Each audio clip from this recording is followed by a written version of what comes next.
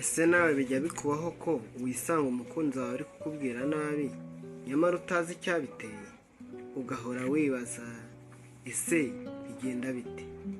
Uyu munsi rero tugiye kurebera hamwe impamvu 5 zituma umukunzi wawe ahora akubwira nabi. Guma hafi y'igikoresho cyawe kugira ngo tuze gukomeza kubana kandi ntucikwe n'impamvu ya 5. Iya mbere, kubura kubahana hagati yanyu.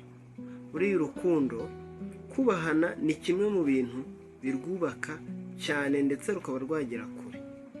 Iyo kubahana kubuze, amagambo mabi ahita atangira kuzamuka. Hahandi mupfa akantu gatoya akakubwira amagambo ku buryo nawe utekereza niba ari wa muntu mwakundanaga bikakuyobera. Impamvu ya 2, kutizerana ndetse n'ishyari.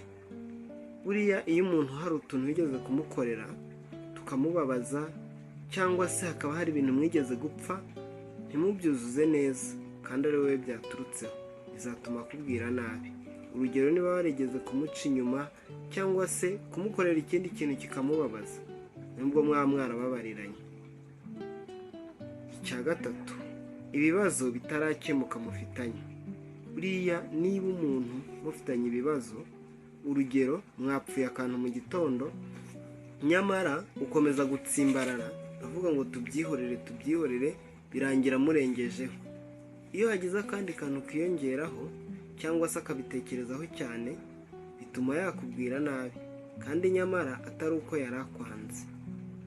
Impamvu ya 4, kubura ubwumvikane no kwihangana. Buriya hari igihe uvuga ikintu ukina cyangwa se wumva ko umuntu kukivuza ariko ari bucyakire, ariko ntaba ariko bigenda. Urugero, uzagerageze ubwire umukunzi wawe ko hari undi muntu wabonye mwiza, ubimubwire ko runaka wabonye ari mwiza, niyo warekeraho ako kantu muzagapfa. Mbese uko uzaba ubivuze ntabwo ariko azabyumva, azumva ko hari ikindi kibyihishe inyuma. Impamvu ya 5, umujinya udasanzwe cyangwa aho umuntu yarerewe. Buriya hari abantu mu buzima busanzwe bagira umujinya bitewe n'ubuzima baciyemo cyangwa se aho barerewe n'ababareze. Hari umuntu uhora yumva ari muri mudo mbi, ashaka kuvuga nabi, cyangwa se urugero, abenshi kumuhamagara akibyuka akaba yumva afite umunabi, hari ukuntu ameze, ugasanga bibyaye ikibazo.